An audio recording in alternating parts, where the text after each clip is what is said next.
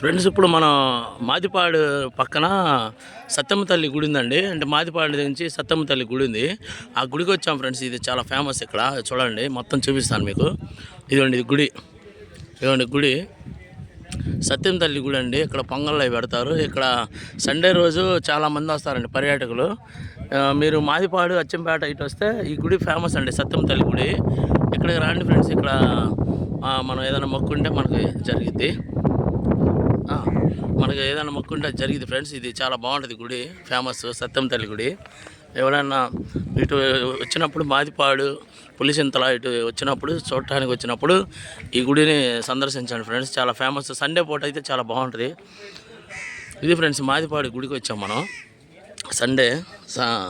Sunday పూట అయితే ఇక్కడ ఇంకా చాలా ఫేమస్ అంట గుడి. చాలా సత్యంగల తల్లి గుడి అండి. ఇది బాగా ఫేమస్. ఇష్టం ఉందండి ఈ గుడికి. అనుకున్నది జరిగిద్ది.